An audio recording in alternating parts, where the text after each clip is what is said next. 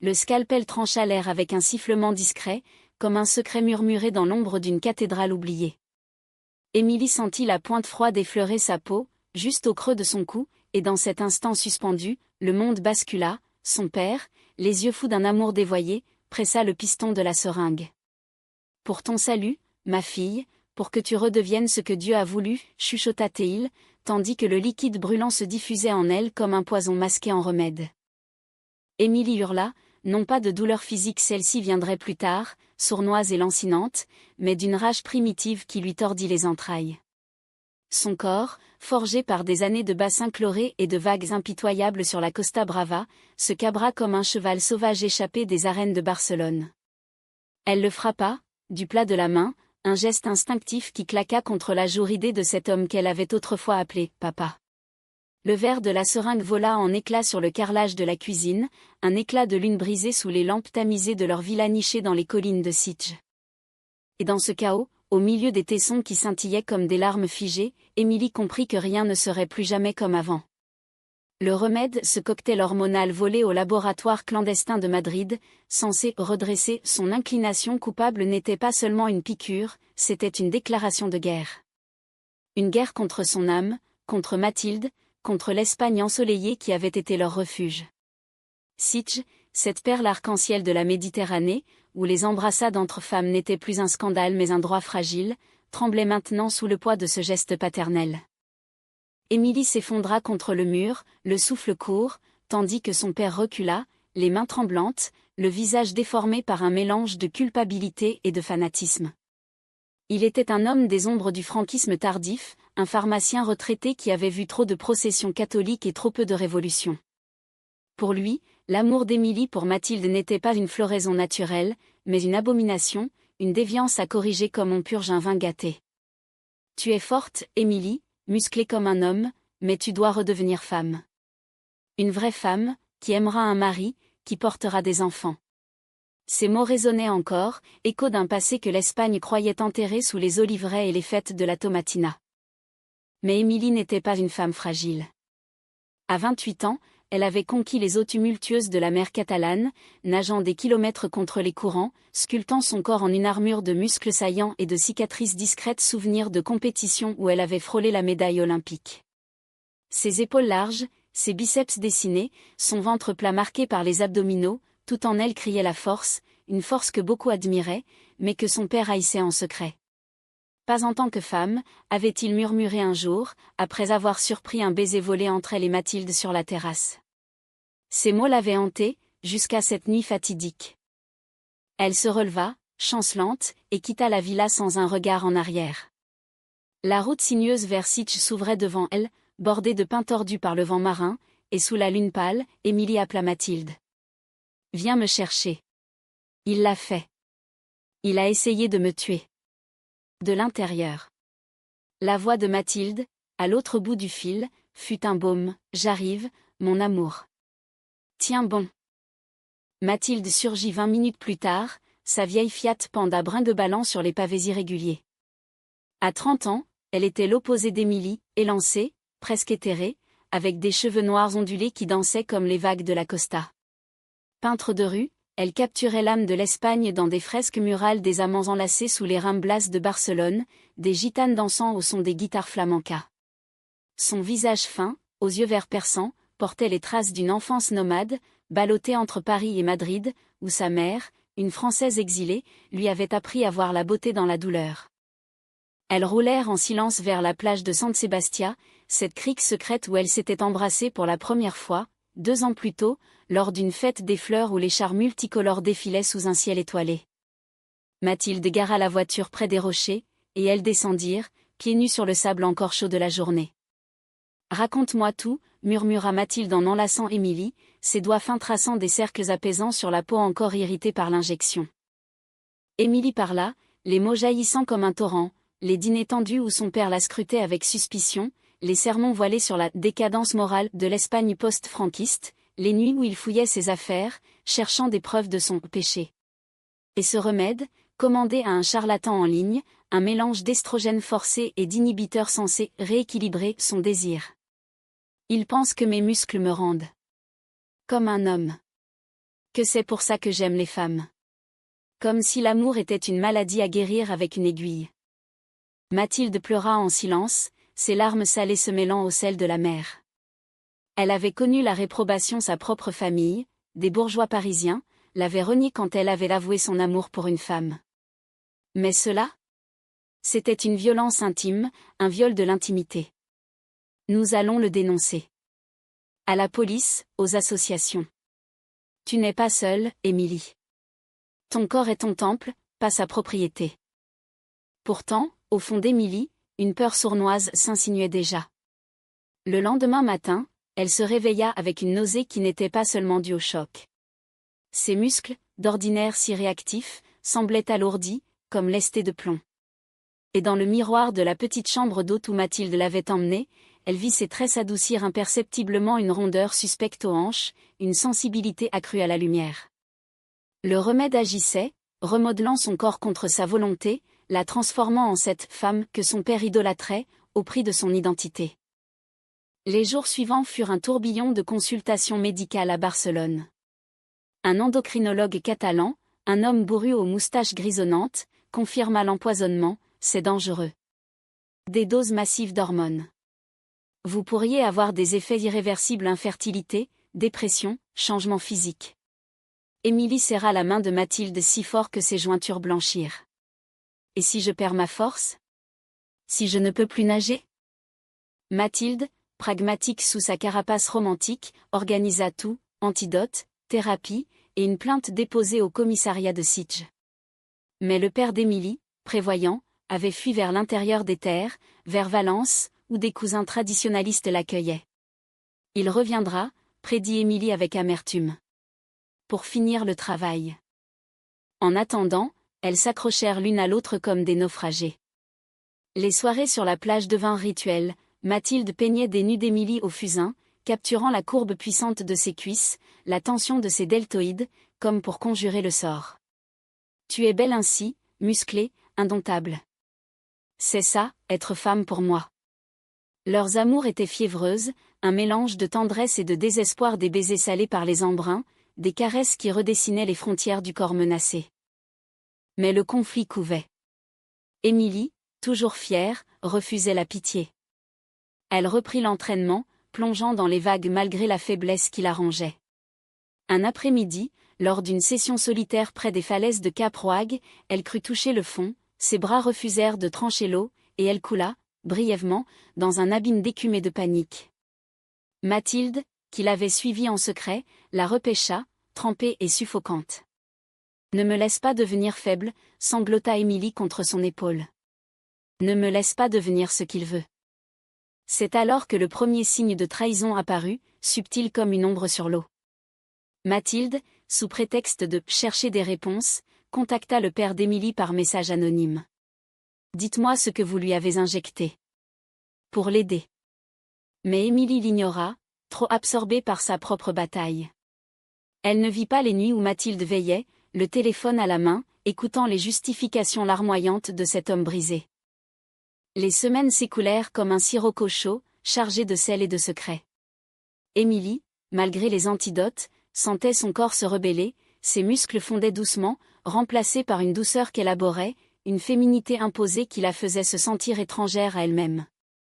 Les miroirs devinrent ennemis, elle évitait les vestiaires des piscines publiques, préférant nager à l'aube, quand Sitges dormait encore sous son voile de brume marine.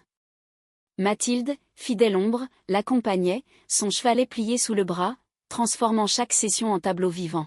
« Regarde-toi, Émilie.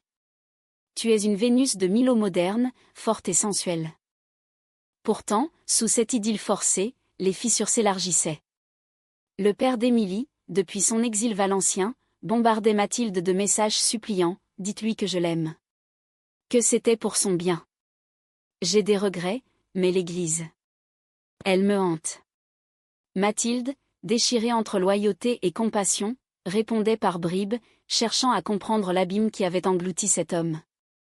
Était-ce la veuve d'Émilie, emportée par un cancer 10 ans plus tôt, qui l'avait rendue ainsi?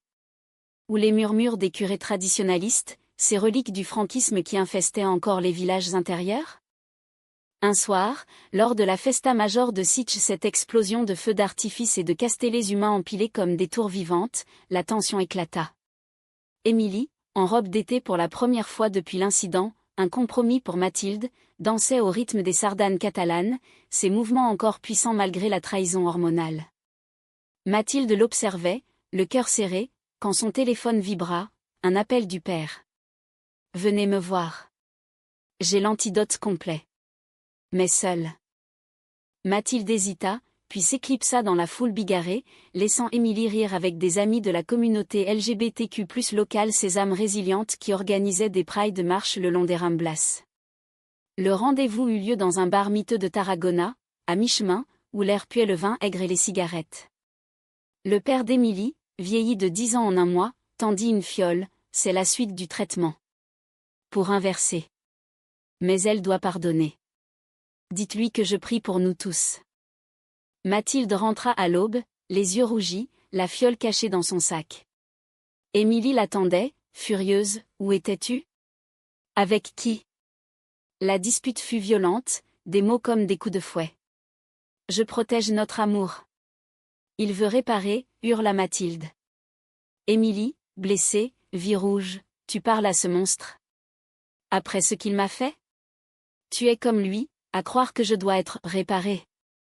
Elles se réconcilièrent dans les larmes, mais la graine de la méfiance était plantée. Émilie avala la fiole malgré tout, par désespoir, et les jours suivants apportèrent un sursis, ses muscles se raffermirent légèrement, une énergie fugitive revint dans ses veines.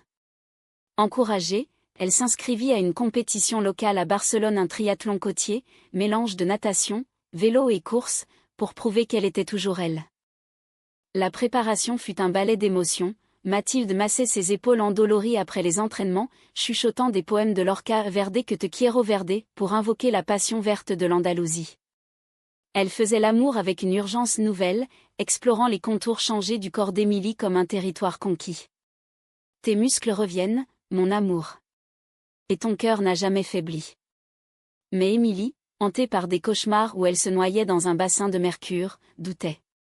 Et si le remède n'était qu'un leurre? Et si Mathilde, dans sa quête de paix, la trahissait plus profondément? Le jour de la course arriva sous un ciel d'azur impitoyable. La ligne de départ, sur la plage de la Barceloneta, grouillait de corps athlétiques hommes et femmes, tous unis par la sueur et l'ambition. Émilie, en combinaison néoprène noire qui moulait ses formes en transition, embrassa Mathilde une dernière fois. Si je gagne, c'est pour nous. Pour dire au monde que l'amour n'est pas une maladie. La natation fut un supplice, l'eau froide mordait sa peau sensible, et à mi-parcours, une crampe la plia en deux. Elle crut abandonner, les poumons en feu, mais le souvenir de la seringue la propulsa à un crawl furieux qui la fit émerger première parmi les femmes. Le vélo, sur les routes sinueuses vers Montserrat, fut une ascension vers la rédemption, ses cuisses, encore musclées, pédalaient avec rage, doublant les concurrents sous les encouragements des villageois. Mathilde, en spectatrice, criait son nom depuis une colline, un foulard rouge au vent comme une banderole de révolution. La course à pied, enfin, fut le climax. Sous le soleil de midi, Émilie courut comme possédée, ses pieds martelant le sable et les pavés, ignorant la brûlure dans ses veines. À l'approche de la ligne d'arrivée, elle vit une silhouette familière, son père, surgi de nulle part, les yeux implorants, tenant un bouquet de fleurs sauvages. « Émilie. Pardonne-moi. » Le choc la fit trébucher.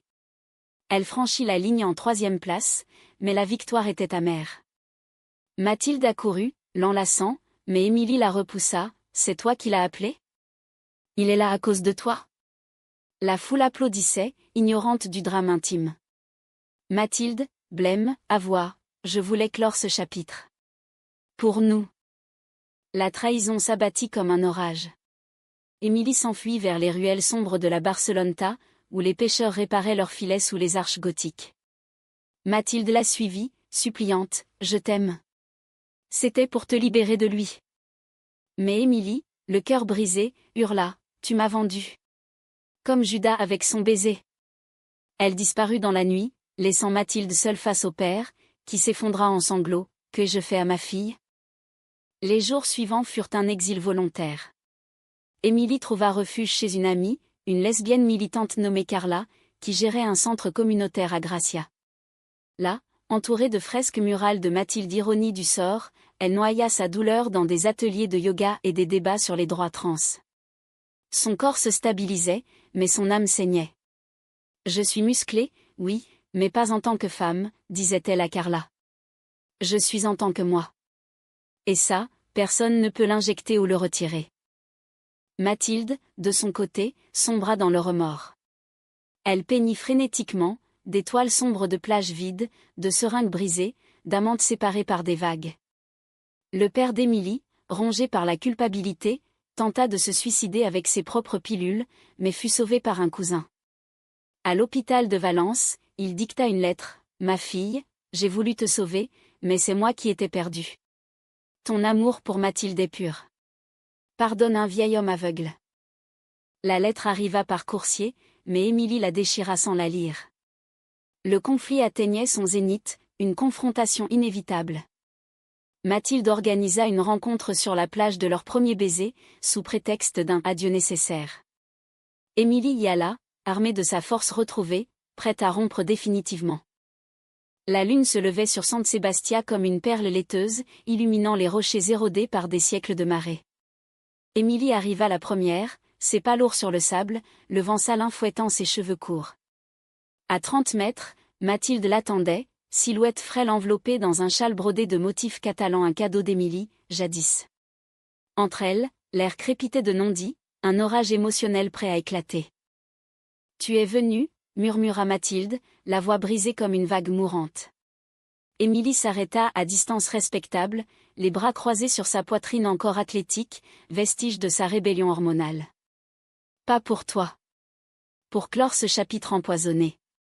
Comme tu l'as fait avec lui. » Les mots étaient des lames, aiguisées par des nuits d'insomnie. Mathilde s'avança, les yeux verluisants de larmes.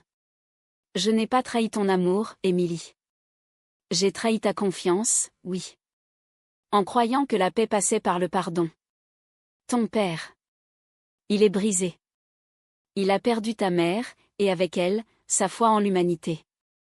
Il m'a raconté des histoires d'enfance, de toi petite, courant sur ces plages, libre comme le vent. Il voulait te protéger du monde cruel. » Émilie ricana, un son amer qui se perdit dans le ressac. « Protéger ? En me droguant ? En essayant de me transformer en poupée fragile ? Regarde-moi. » Elle ôta son pull d'un geste rageur, révélant un torse marqué par les veines saillantes de ses efforts récents, des séances de musculation acharnées pour reconquérir son corps. « Ceci est moi. Musclée, forte, lesbienne. Pas sa femme idéale. Et toi, Mathilde, tu as marché dans son piège. En pensant que tu pouvais négocier avec le diable. » Le silence s'étira, ponctué seulement par le cri lointain d'une mouette. Mathilde tomba à genoux, le sable collant à sa robe. « J'ai eu peur. Peur de te perdre à cause de cette toxine qui te rongeait. Peur que ton corps change, que notre intimité s'effrite.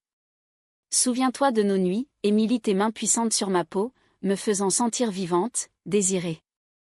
Si tu deviens autre, que resterait-il de nous ? J'ai contacté des médecins en France, à Paris, chez ma tante endocrinologue. Elle dit qu'il y a espoir, un protocole pour inverser tout. » Émilie sentit son cœur flancher. Paris, la ville des Lumières, des bords de Seine où Mathilde lui avait un jour promis une lune de miel. La tentation était là, un fil ténu reliant leur passé romantique à un futur incertain. Mais la trahison pesait trop lourd. Et s'il n'y avait pas d'espoir ? Si j'étais changée pour toujours ? M'aimerais-tu encore, Mathilde ? Ou appellerais-tu ça une seconde chance pour que je sois plus féminine ? Mathilde se releva d'un bond, franchissant la distance en 3 pas, et empoigna les épaules d'Émilie. « Je t'aime pour ton feu, pas pour ta chair. Tes muscles, tes cicatrices, ta rage, tout cela est toi. Si tu deviens ronde, douce, je t'aimerai plus fort, parce que c'est ton esprit qui m'enflamme. » Leurs lèvres se frôlèrent, un baiser hésitant, chargé d'électricité. Mais Émilie recula, « Prouve-le. Laisse-moi partir. Sans toi, sans lui. Laisse-moi me reconstruire seule. » La nuit les enveloppa alors dans un drame shakespearien, digne des passions françaises que Mathilde affectionnait Racine ou Sartre, où l'amour est un tourment exquis. Elles parlèrent des heures, déterrant les racines de leur union, la rencontre fortuite lors d'une expo d'art à la Fondation Joan Miró, où Mathilde peignait un mobile surréaliste et Émilie, en tenue de bain après un entraînement, avait posé pour un croquis impromptu. Tu étais une déesse païenne au milieu des abstractions, se souvint Mathilde. Et moi, une idiote qui croyait que l'Espagne nous protégerait toujours. Mais l'Espagne, cette terre de contraste soleil radieux et ombre franquiste persistante, n'était pas un bouclier. Le père d'Émilie réapparut 2 jours plus tard, via un appel désespéré à Mathilde, elle refuse de me voir. Aidez-moi à la retrouver. Mathilde, encore secouée par leur confrontation, céda à l'instinct protecteur. Elle pista Émilie jusqu'au centre de Gracia, où une manif pour les droits des femmes battait son plein banderole arc-en-ciel, chant de « Ni une amenot ». Le père surgit au milieu de la foule, hagard, un chapelet à la main. « Émilie. Ma fille. » La scène vira au chaos. Émilie, sur l'estrade improvisée, dénonçait justement les thérapies de conversion, son discours enflammé sur la liberté corporelle interrompu par cette apparition fantomatique. La foule murmura, puis hurla « fasciste ». Hors d'ici. Mais Émilie descendit, le visage de pierre. La confrontation fut épique, sous les yeux de centaines. Pourquoi, papa? Pourquoi cette haine? Il s'effondra à ses pieds, confessant tous les cauchemars de sa femme mourante, murmurant « Sauve-la de mon péché », les prêches d'un prêtre extrémiste à Valence. Je croyais te sauver de l'enfer. Mais c'est moi qui y suis. Émilie, pour la première fois, vit l'homme derrière le monstre, un vieillard brisé, dont l'amour toxique n'était qu'un cri de terreur face à l'inconnu. Mathilde, témoin muet, intervint, il a apporté des preuves. Des mets avec le charlatan. On peut le poursuivre. Mais Émilie, dans un geste de grâce inattendue, le releva. Pas de poursuite. Seulement la vérité. Et la distance. Le père partit, vaincu, promettant une thérapie pour lui-même, un chemin vers la rédemption, peut-être. Pourtant, le haut climax guettait encore. Ce soir-là, dans l'appartement exigu de Carla, Émilie et Mathilde se retrouvèrent pour une nuit de vérité nue. J'ai peur de t'aimer à nouveau, avoua Émilie, tandis que Mathilde traçait des doigts les veines de ses bras. Parce que la trahison laisse des marques, comme ce poison.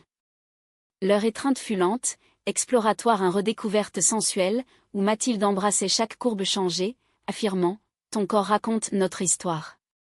Laisse-moi l'honorer. » Mais au matin, un appel de Paris changea tout. La tante de Mathilde proposait un traitement expérimental, gratuit, dans une clinique du Marais. Venez toutes les deux. C'est une chance. Émilie accepta, mais avec une condition, seulement si tu jures de ne plus jamais négocier avec mon passé sans moi. Mathilde jura, scellant leur pacte d'un baiser sous le soleil levant de Gracia.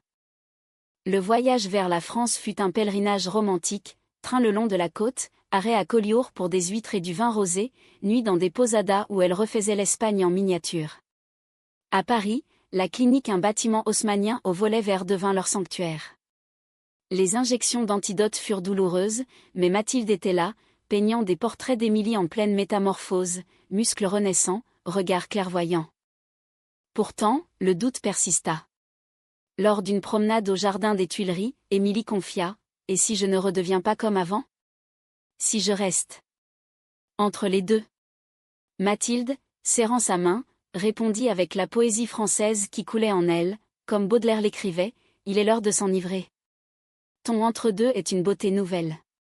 Musclée, mais femme, mais libre.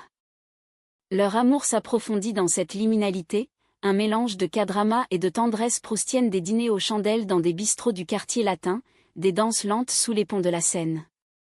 Mathilde exposa ses toiles à la Biennale de Paris, un triptyque intitulé « Injection d'âme », où Émilie posait, seringue en main, non comme victime, mais comme alchimiste de son destin. Mais la trahison n'était pas oubliée.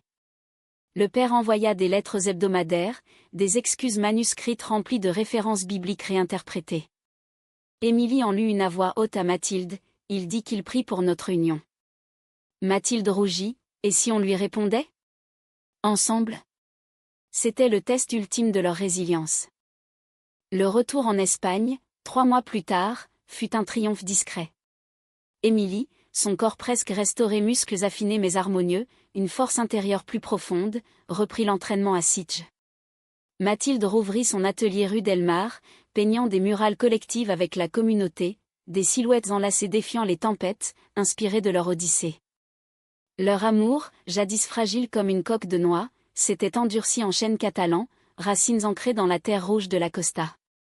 Pourtant, le climax final surgit lors de la Pride de Barcelone, cette marée humaine arc-en-ciel qui inondait les Ramblas d'arc-en-ciel et de musique techno-flamenca. Émilie, invitée comme oratrice, monta sur scène vêtue d'un t-shirt moulant ses biceps renaissants, un short cargo et des baskets usées. « J'ai été empoisonnée par l'amour mal placé », lança-t-elle à la foule en liesse. Mon père voulait me guérir de mon lesbianisme, me transformer en femme normale. Mais regardez-moi, musclée, fière, aimante. L'amour n'est pas une maladie, c'est la seule médecine contre la haine. Les applaudissements furent un tonnerre, mais au pied de l'estrade, une silhouette familière, le père, flanqué d'un prêtre réformé, tenant une pancarte « Je m'excuse ». Mathilde, à ses côtés, avait orchestré cela la dernière épreuve. Émilie descendit, le cœur battant, et le regarda dans les yeux. « Papa. Tu es venu. » Il pleura, un vieillard aux épaules voûtées. « Pour voir la femme forte que j'ai failli briser. Pardonne-moi, ou pas. Mais sache que je t'aime, tel que tu es. » Le prêtre ajouta, « L'Église évolue. Ton histoire nous enseigne l'humanité. » Émilie, dans un geste de pardon radical, l'étreignit brièvement, un contact fugace, chargé de sel et de regret. Pas de pardon total. Mais une trêve. Vis ta rédemption loin de moi. Mathilde, larmes aux yeux, rejoignit l'étreinte, un trio improbable sous les confettis de la Pride, symbole d'une Espagne en mutation. La trahison de Mathilde ? Oubliée dans ce moment cathartique, transformée en pont vers la guérison collective. Les mois suivants furent un épilogue humaniste, teinté de romantisme français exilé en terre ibérique. Émilie remporta une médaille au championnat méditerranéen, sa natation un hymne à la résilience crawl puissant, bravant les vagues comme elle avait bravé son père. Mathilde vendit sa série Remède amer à un galeriste de Madrid, finançant un fonds pour les victimes de thérapie de conversion. Ensemble, elles adoptèrent un chat errant des plages, un rescapé aux yeux verts comme ceux de Mathilde, et voyagèrent, un été en Provence, chez la tante, où elles cueillirent des lavandes sous un ciel provençal, écrivant des lettres d'amour sur des cartes postales jaunies. Leur intimité évolua, plus mature, moins fiévreuse, des matins paresseux où Émilie lisait Camus à Mathilde, des soirs où elle dansait nue sur la terrasse, au son d'un accordéon virtuel. « Tu es musclée, mais femme », murmurait Mathilde en traçant les contours de son dos. « Femme, mais indomptable. » Émilie riait, « Et toi, ma traîtresse repentie, mon amour éternel. » Le père ? Il s'installa dans un monastère réformé près de Valence, écrivant des mémoires anonymes sur la folie des pères. Des nouvelles sporadiques arrivaient, une photo de lui en pèlerinage à Compostelle, un « Je prie pour vous deux » glissé dans une enveloppe. Émilie les rangeait dans une boîte, non sans une pointe de tendresse naissante. Un an jour pour jour après l'injection, elles retournèrent à la plage de San Sebastián. Sous la même lune perleuse, Émilie planta un olivier symbole de pays ibérique. « Pour nos racines », dit-elle. Mathilde ajouta une pierre gravée, « Amour sans remède ». Elles s'embrassèrent, longuement, tandis que les vagues applaudissaient. Et dans ce baiser, il y avait tout, le drame d'une trahison surmontée, l'émoi d'un corps reconquis, le romantisme d'un horizon partagé. Pas de fin heureuse parfaite, la cicatrice hormonale persisterait, un rappel discret, mais une humanité profonde, où l'amour, tel un vin français vieilli en barriques espagnoles, mûrissait en saveurs complexes. Émilie, musclée mais femme, Mathilde, gracile mais forte. Ensemble, indestructibles.